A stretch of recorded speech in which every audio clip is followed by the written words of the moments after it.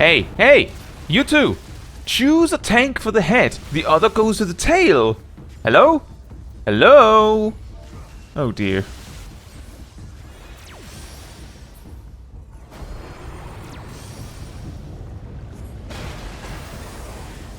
Welcome back to the Mentor Roulette grind. This time, the Wheel of Jobs says that we play Astrologian on a Friday evening. And despite getting a lot of the same kind of content, this time I still feel we got a lot of variety. With that said, for Duty 1, we start with Rathalos Extreme, and this certainly got a bit weird and awkward. It seemed like the Reaper was simply not or barely reading chat, which itself isn't a huge deal if it wasn't for the fact it seemed like they were completely lost in the fight. To be specific, I got the impression that every time Rathalos aimed anything in their direction, they were going to get hit, which is rough considering limited healing and getting hit twice in a row can be lethal. On the first attempt, they even spent like a full minute on the floor before getting back up. However, the Machinist, who was also a Mentor Rouletteer, seemed very pessimistic, which ironically clashed heavily with how and what they were playing. They almost immediately clocked that the Reaper was not listening, and also indirectly indicated that there was no point in trying to communicate with them, in a negative way. On our second attempt, pretty much everyone just got pushed around in phase 1. Many deaths were avoided with spot healing. However, despite the Machinist essentially recognizing that often you'll get matched with unreliable and bad players, they were playing a job that cannot carry on its own, and also played like their group knew what they were doing, despite some part of it having already shown their hand that they didn't.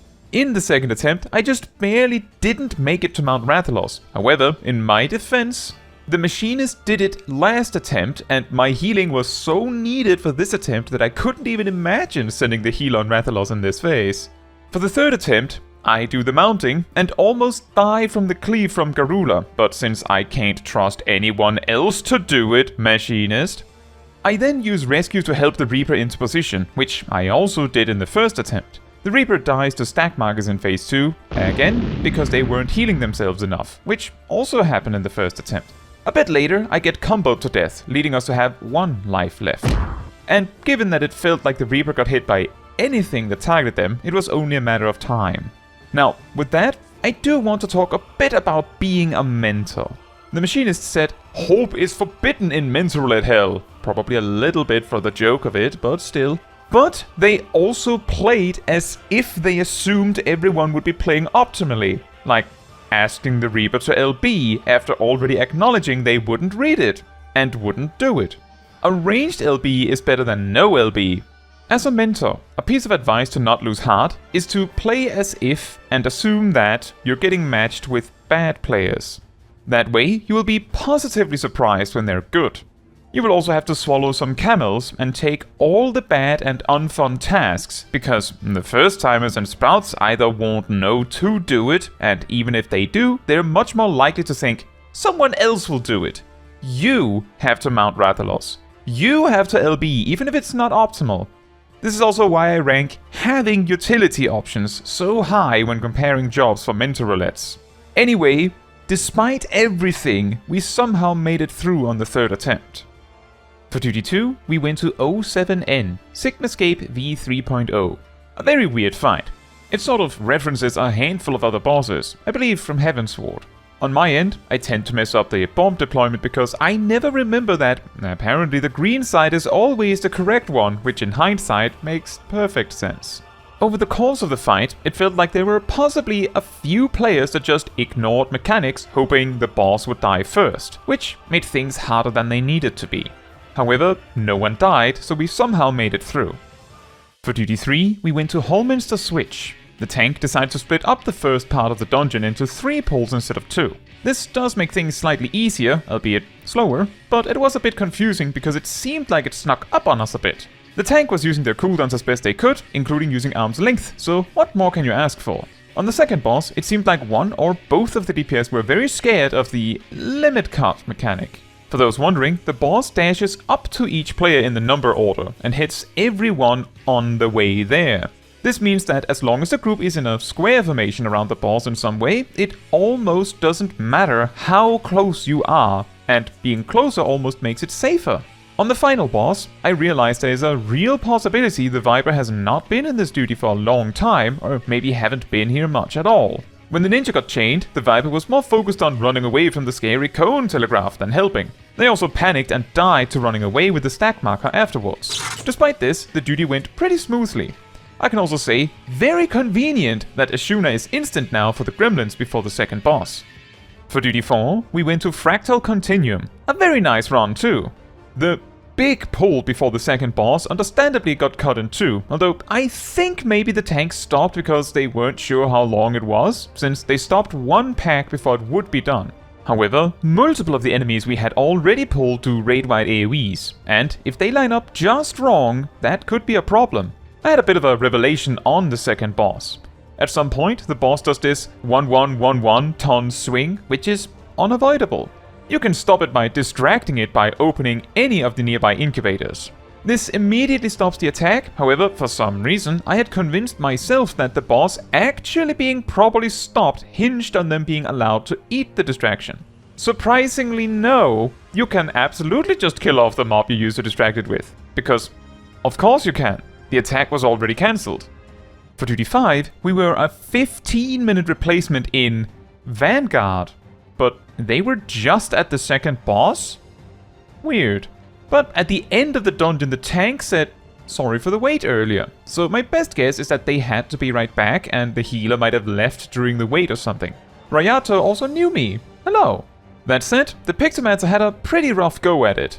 I wonder if this was their first go at this dungeon in general, or the first go as Pictomancer. On the second boss, I have 2 tips. The first one is when the boss does this spinning cone mechanic. The best time to reposition yourself as a caster is when the central circle AoEs are not active, as you can quickly sneak around the fences there. The second tip is about the motion sensor mechanic. This is often called either acceleration bomb or the dice mechanic. Simply put, when the dice number hits 0, if you happen to be doing something, you get punished. My advice here is to stop targeting the boss and stop moving and stop everything you're doing when the dice hits 1 or even 2 if you want to be sure. This mechanic is not super well explained or demonstrated in-game, so it is a kind of mechanic that you might never properly learn without actively testing limits with it. On the final boss, I also have 2 tips. For Syntheslither, the save spot is right next to the boss, on the side the line does not move towards at first.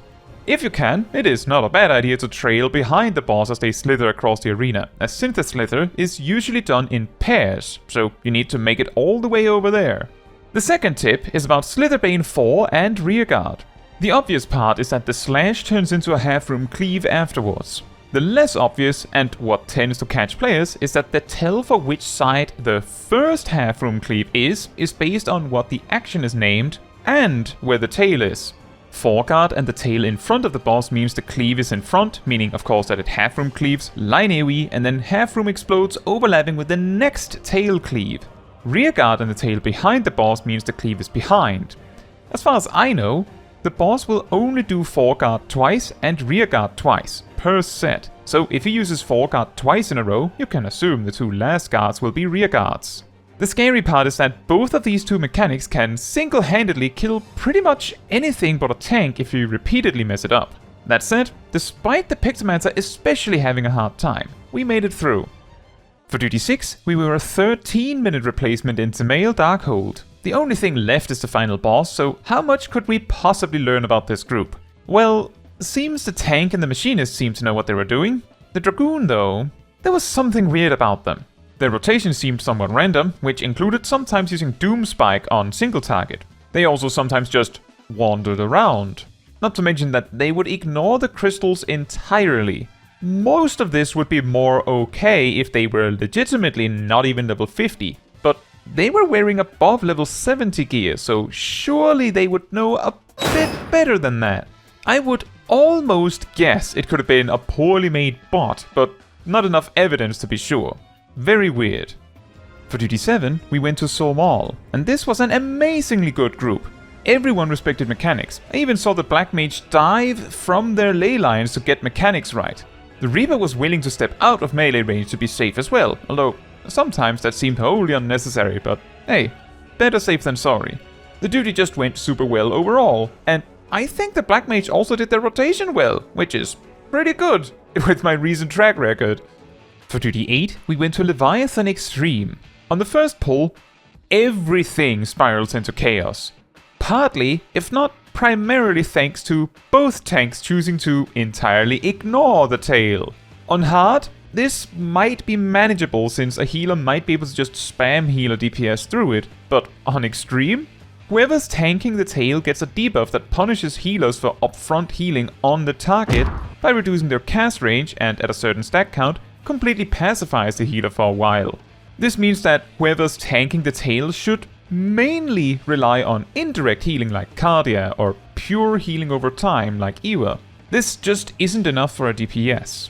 It also doesn't help that party-wide AoE healing like Aspected Helios, if it touches the debuffed player, it also punishes the healer. So having some rando out in the middle of the fight with the debuff effectively blocks healers from using raid-wide healing, which again, if available, would make things easier to work around. So I spent a lot of time trying to explain to the tanks that we need one on the tail. In my frustration, considering it seems like both tanks just kinda brain AFK'd on the head, they didn't even acknowledge the presence of any other enemy. I went up between the two tanks, sheathed my weapon, and told them again in Sage chat to make a choice or something. Moments before we wiped from all the chaos, the Paladin actually switched to the tail, so I had some hope. For the second pull, we had some replacements, which included Dustsucker, who knew me. Surprise! They ask if the group knows what to do, and the best I could offer is, well, you'll know pretty soon if the answer is no. Since it all hinges on whether the Paladin grabs the tail again or not. Which they don't. I ask again, send them some danger bongos, and then simply yoink the Paladin over, which actually seemed to work. But because the Cardia is on the Dark Knight, I end up with a huge amount of debuff stacks, and eventually ask the Sage to move their Cardia, which doesn't happen until after the attempt is over. So if you ever needed evidence for my saying that it is unlikely a healer will see your invuln macro while chaos is happening, this is it. Due to all the chaos, when we needed the elemental converter again, I was so confused that I didn't even know for sure if it was time to press it, so I was late. For the third attempt, the Dark Knight just suddenly goes for it while we're a player short. Awesome! This time at least, the Paladin went to the tail immediately, and with Cardia on them, it is somewhat survivable while I just focus on healing everyone else. Noah the Sage dies due to being feared as the railing goes down. We get them back up, however, it takes an age because their corpse first appears on the arena, then slides off again, then reappears, and then they can accept the res. A bit later, in all the chaos of the water orbs chasing players, I'm too focused on just trying to keep people alive, so I miss the part where Leviathan leaves the arena and I die to the push. This is also around when player 8 joins. I get raised and we try to stabilize. Another one of those dread storms appear on the edge of the arena as we didn't have the damage to stop the Sahagin. Hopefully it won't end badly as a result. Fortunately, we managed to wrap up the fight before it does go badly.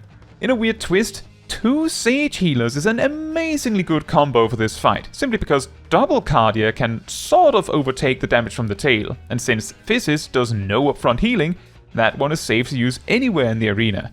This is also how we managed to do the fight with just 3 players back in Endwalker.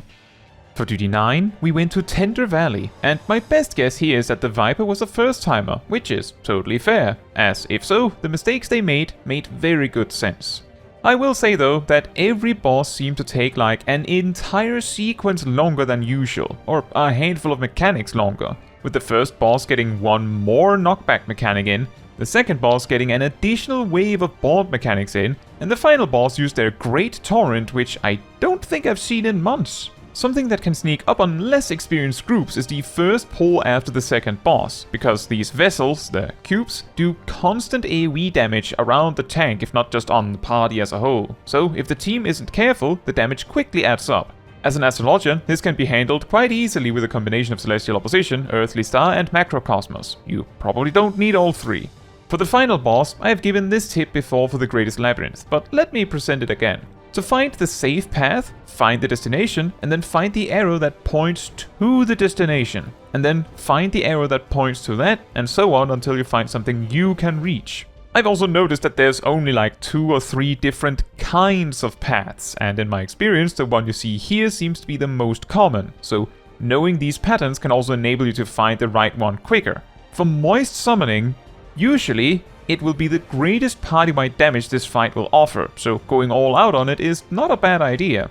Use Macrocosmos before the first hit lands, and then you can use Microcosmos when a hit is coming that someone won't survive.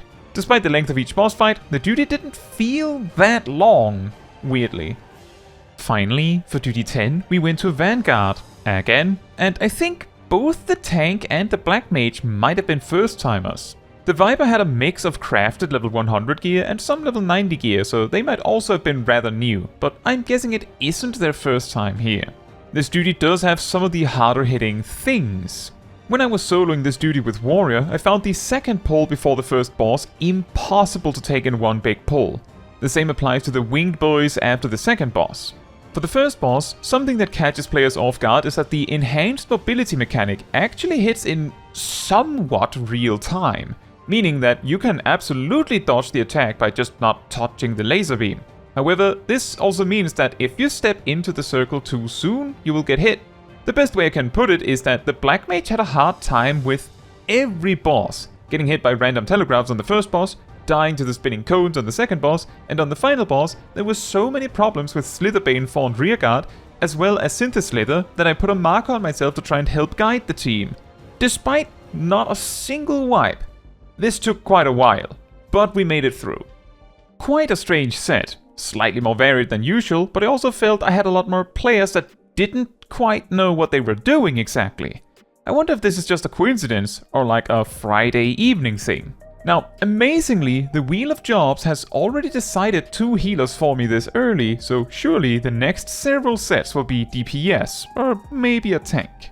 Only the future will tell. Now, that is all for this video. Thank you so much for watching. If you would like to support me and my channel more directly, you can become a member like these wonderful people here. You can also alternatively support me through Ko-Fi, link in the description. You can also support the channel by letting the YouTube algorithm know by liking the video, leaving a comment, subscribing, sharing, and hitting the bell to get notified when next I post a video. Fun fact, despite how rarely Sinistry is super helpful, most of its changes have been nerfs. After being implemented in 3.0, apparently the effect where it heals the target when you heal someone else was added in 3.07. Sinistry also gave 20% extra healing potency at some point, and also only had a 90-second cooldown at some point.